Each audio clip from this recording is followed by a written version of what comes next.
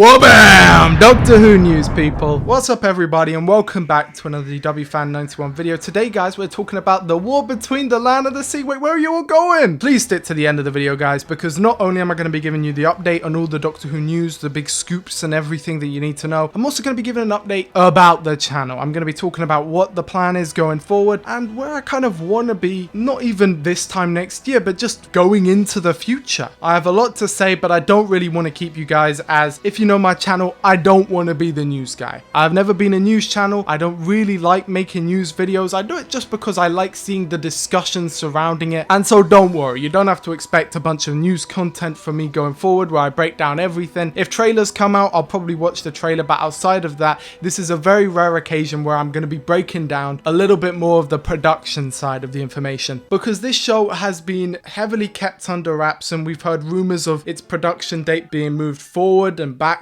and delayed, and so it's very good that we finally have an idea of when it is that it's coming out. Now, of course, I would still like a trailer, but I'm going to be giving you guys all the news and we're going to be talking about everything and my thoughts on it. Don't forget to leave your thoughts in the comments below. We're really going to be diving into everything here, and then I want to talk with you guys about the new videos that are going to be coming out, the videos that just came out, and really what I want to do with this channel going into the future. Anyway, the next adventure in the Whoniverse is set for a launch with a double bill on BBC iPlayer and BBC One on the 7th of December 2025. And here's a DW Fan 91 exclusive. The finale, the final 2 episodes, will also be a double bill, meaning episodes 4 and 5 will both be airing on the 21st of December, just before Christmas, which is perfect. I know there might be a lot of controversy that, oh, it's only coming out in 3 weeks, but realistically there's not too much difference between 3 and 5 weeks, and I wouldn't really want to be talking about the finale in the new year. I'd much rather that they did it all in December and they sent it out and it kept interest for 3 weeks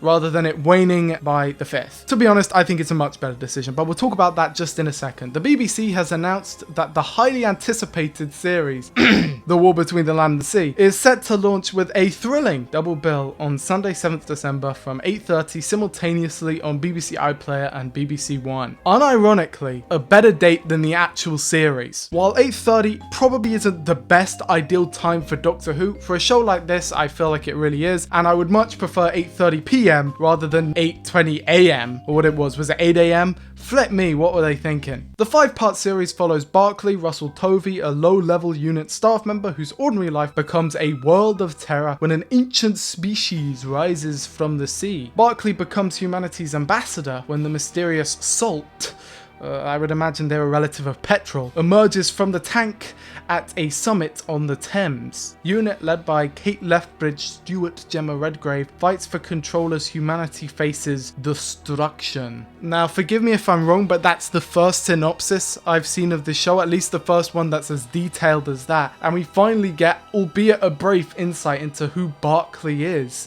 A low-level unit staff member, which makes sense given Russell T Davies' track record. He always likes to make it about the people on the ground, you know what I'm talking about? Alongside Russell Tovey, Gugu Mbatha-Raw, and Gemma Redgrave, the series features a star-studded cast including, you can read all those guys. Russell T Davies, showrunner, writer, and exclusive producer, says, "We're so proud to launch the show at the height of the schedule. And then all 5 episodes will combine to make a terrific box set to watch over the Christmas holidays." I like that way of thinking. I know a lot of people won't. I know Russell T Davies is public enemy #1 and we're going to be talking about that. But I think that's a great idea. I mean, it's the war between the land and the sea, people. Does it really need to be stretched out too long? I am more than willing to let the series come, enjoy it to the fullest, and then let it go, move on to the next thing. You know what I'm talking about? Who knows? It might be crazy good. Wouldn't that be the biggest plot twist of all time if this show came out and was like insanely crazy? Anyway, the series is produced by Bad Wolf with BBC Studios for the BBC and Disney branded television and will launch with a double bill. We already heard of this, blah blah blah blah blah, and then exclusively on Disney Plus outside of the UK, where available in 2026. So screw you guys, I guess. The series was created by Doctor Who showrunner and exclusive producer Russell T Davies, who has written the series with executive producer Pete McTeague. In addition, executive producers for Bad Wolf are so on and so forth.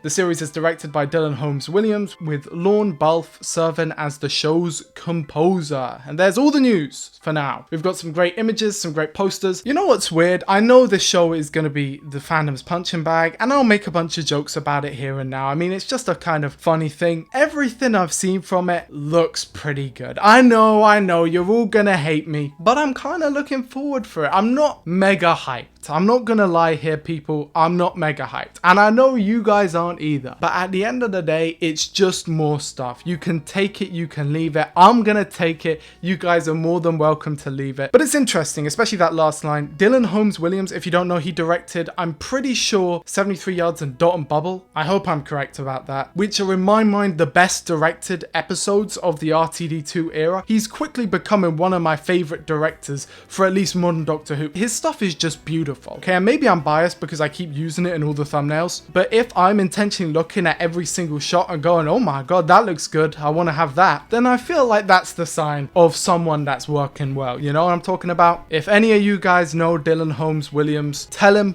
from me, the DW Fan 91, I think you're awesome, buddy. Moving on to the composer, it's going to be interesting again to see work without Murray Gold. I really like Murray Gold, and if you've watched my videos, you know I really like Murray Gold. I've gone ham-bone over his soundtrack and all of his work composing, and in fact I saw a really great interview or podcast that he did, and it just endeared him to me more. He's just a great guy. That said, I feel like he's been kind of overworked with Doctor Who. You could really tell, especially going past Series 7, going into Series 8 and then 9 and 10. I mean, the poor guy, it just seemed a little bit unfair. When he came back in RTD2, it was definitely a return to form. A lot of his soundtracks are really great. That said, there was also a lot of reused work. That's not to say I don't love a lot of these themes. Amy and the TARDIS is a brilliant piece of work and I love listening to it, but it will be interesting to hear something new. Please do not take this as a diss to Murray Gold. That's not what it's meant to be, and I love his work on the show, but also it's great to hear other people every now and then. It's why I like Sagan Akinola. I mean, I could talk about Sagan Akinola's work quite in detail, actually. I feel it's probably the most underrated thing in Doctor Who ever. As someone who's putting it in their playlist more and more, some of these songs are so goddamn good and really quite emotive and emotional. That's going into a whole separate discussion about the Chibnall era. But anyway, moving back to discussing The War Between the Land and the Sea, I feel a lot of it just comes down to the title. The premise is odd. I'm not gonna lie, the premise is odd. A Sea Devil show, especially a gritty Sea Devil show, and especially after Series 14 and 15 were so light-hearted. Series 14 in particular was a cosmic joyride. It was meant to be sincere in how ridiculous it was. That's why we had episodes with space babies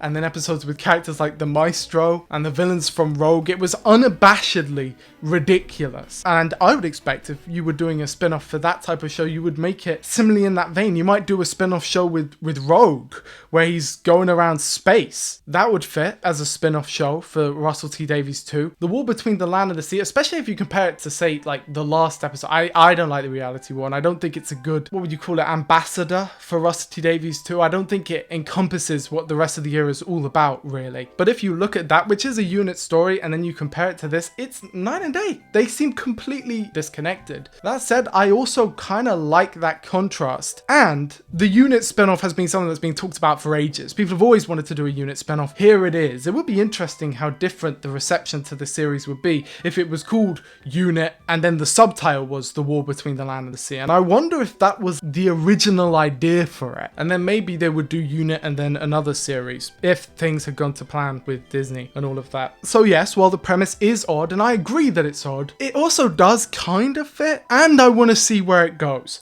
Again, the lack of trailer is quite disheartening. We just don't know enough about what it's gonna be, what it's gonna look like to really make a full decision. And outside of the fandom, of course, it's practically dead in the water. This isn't gonna be making major headwaves unless something truly bizarre happens. Like, what if episodes 1 and 2 come out and then everyone says it's the best thing ever? Even then, I don't know if episodes 1 and 2 will be enough to make a splash, but I have a feeling that this could turn out to be something really underrated. It could also turn out out to be not very good or even just middling, which is the complete mystery of this show. But what I appreciate, especially with this release date, is that they're kind of implicitly giving you permission to either take it or leave it. The unit deal. I said the unit deal. I meant the Disney deal. The Disney deal is basically done. And we all knew it was done. In my opinion, I thought it was done since about Space Babies. And that episode, judging by the really harsh reception to these past two series, I doubt that they would ever really been interested in coming back in. But that doesn't necessarily mean you should throw away all of the hard work that people put in to make a series like this. I can tell that this one in particular was just hellish and really difficult to put out. So you may as well put it out, and you may as well put it out in a way where it's like, it's out, it's there, take it or leave it. I'm gonna take it, other people are gonna leave it, and I feel like that's perfectly fine, okay? Realistically, I'm just happy to have more stuff, and I wouldn't be nearly this positive if we didn't have confirmation that Doctor Who was coming back next year in the form of a Christmas special, which we're gonna talk about in just a second. We've also got a lot more images of the Sea Devils, the Sea Devil redesign. You guys know me, I did not like Legend of the Sea Devils, but the one thing I did like about the episode was the Sea Devil redesign. I thought it was great. These redesign have much more in common with, say, New Who's redesigns of a bunch of monsters, which, if you know me, isn't exactly my thing, but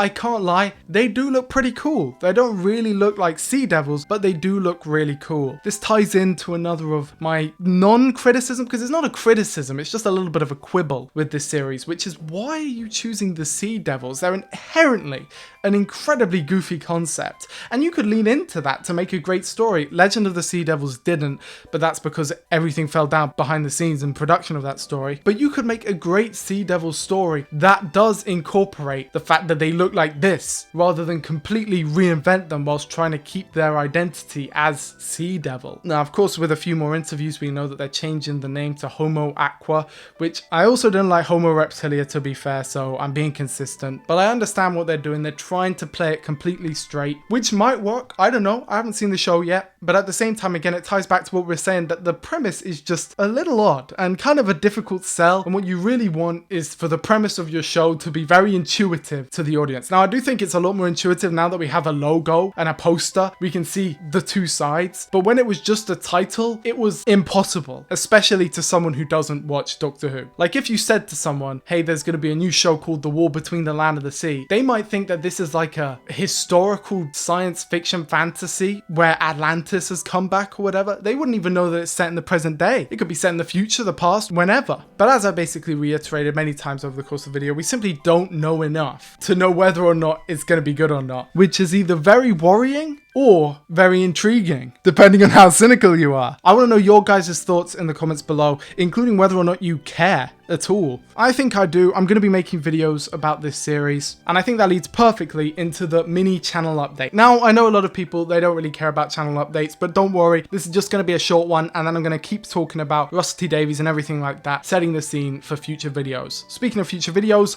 I want to do more. It does take time, and unfortunately I can't upload daily, but at the same time, I really would like to. Obviously not daily, but I want to post more. I also want to be a lot more definitive. I don't really want to be talking about the current state of the show always at the moment. If you look back on a lot of my videos, they really are just talking about what's going on right now with Doctor Who. I want to talk about more stuff to do with Doctor Who. I want to talk about past episodes, past eras, really go in depth. And I want to talk a bit more about what I love. I want to be a bit more creative. I want to explore my taste in this show. And I feel I've fallen into a pattern by just talking about the current thing again and again. And it also leads to far more disagreement. For some reason, talking about the new series, the modern series, it just feels far more high stakes. It really shouldn't, but it does. And so I kind of want to step back away from that and make more videos in the style of, say, my War Games in Colour video. I was looking back at my old reviews, and while I do still enjoy them, they are very much all of my first reactions. They're not exactly stuff that I've scripted out or spent a lot of time working on, and yet they take up a lot percentage-wise of my videos. And a lot of people see me and my thought process through those first impressions videos where I'm saying a lot of things that I haven't had a lot of time to speak about. When you look at a lot of my other videos where I have had a lot of stuff to think about, I think they're better. Now, that doesn't mean I'm not going to keep making them, because they have their place, they have their worth, but I don't think they should be all I post. I want to make more videos like this one, or like this one, and they take a little bit more time, which is why I want to start posting more of them. Additionally, I also really want to make creative videos. If you remember, a little while ago, I did a video about my rewrite of Revolution of the Daleks, and that video was so exciting for me, and I've never done a follow-up. I've got no idea why. I really want to, and it's kind of what I want to be known to be doing in Doctor Who YouTube, and yet for some reason, I'm just not doing it. So hopefully I can move towards doing that, but let's see how it goes. I don't want to be promising videos. I don't want to be promising that I'm going to do. I believe wholeheartedly in the organic approach. Let things come as they come. Either way, moving into the latter half of November into December, I feel inspired to post. The only thing is that I don't feel inspired to post about the things that I've been kind of posting about in recent weeks, aka new Doctor Who. This isn't to say that I hate new Doctor Who, I just find the topic kind of depressing. And I'll explain why in a segment that I recorded a little bit ago. So forgive me if this bit doesn't seamlessly transition into the next bit. Anyway, bye-bye. But current discourse about the program can sometimes just be a bit demoralizing. Do you remember how earlier in the video I said that conversations surrounding the quote-unquote new Doctor Who are needlessly high stakes? I find it tiresome how each of these conversations are treated like the biggest deal in the world. Their importance gets inflated to the nth degree, and if you say the quote-unquote wrong thing, everyone just loses their shit and goes crazy. What happened to fun conversations, man? I really want to do a video about the fandom's complex to do with Russell T Davies, and not even just him, but the showrunner position, because it has to be studied. The problem is the levels of vitriol are so high that people would probably go apeshit, and I'm just kinda done with people going apeshit. Ha ha ha. We saw your video about the reality war, kid. But that leads me on to my next topic, which is of course me, how I feel about it in general, how I want to present myself. Now, I still like those videos about the reality war. I still think they're funny. Of course, they are exaggerated a bit for comedic effect. It's not like I was lying in them, but I didn't actually go into a depression after the reality war. If we're being real, I made the quote-unquote crash out far bigger so that I could do the 5 stages of grief joke. Either way, when it comes to new Doctor Who, I just can't pretend. And if you look back on my reviews, I've never really been able to pretend that I got that much viciousness in me. I've got that much fire. If you look back at the Star Beast, my first ever one, or Wild Blue Yonder, or all of that, regardless of if I was critical or if I liked it, there wasn't that burning drive that you see in the other YouTubers, you know, when they really go ham bone and like go into something. That's just not my relationship with Doctor Who, and I'm not saying that you're wrong if that is your relationship with Doctor Who, but I've been with this show for a pretty long time. So while I'm not refraining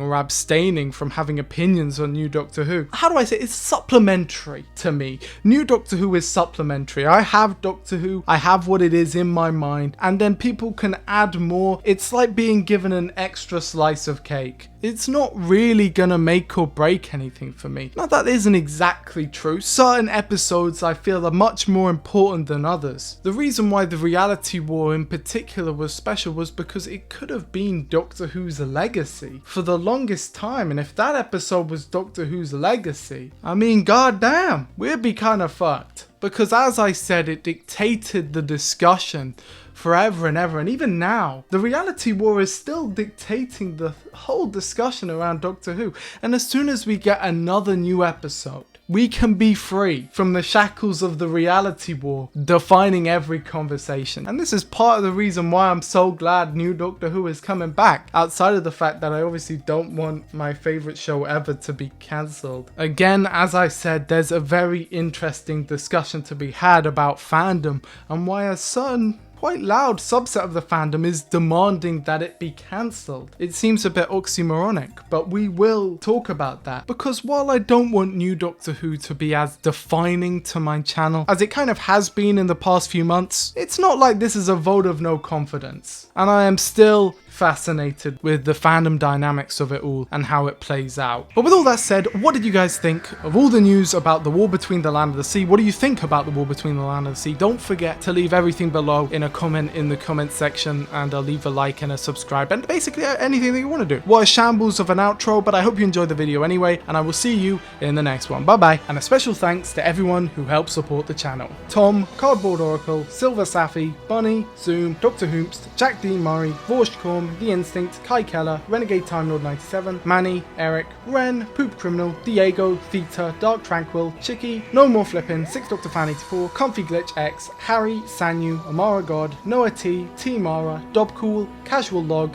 E West, Christian Rothfuss, Unreal Dinnerbone, Aidan Davies, Reef Edwards, Space, Amber Knight, KCKC, Snarly, Connor Bell, Ertle the Turtle, Andrew Locke, Bill Fleming, Hush, Wasabi, Jessica, Kai M, Kylo Wade, Mel, Owen, Toby1 Kenobi, Sophie in the Sky, Goldfish, Johnny, Anthony Lentz, Fuchsia the Jester, Benzuko Lives, Freddie, Ross, JRW, Ethan, Hiroki, GBZ, Cine Curious, Max the Epic Man, Steven, Only Son AFK, AJ, Andrew Sherburn, Table Printador, Mystic Shorty, Clown Car, Jules, Ollie Pixon, ItZ5, Moth, Humanoid Gaming, Swaro, Philippe, Nick, Kastretch, Just Tim, and Teddy Bite.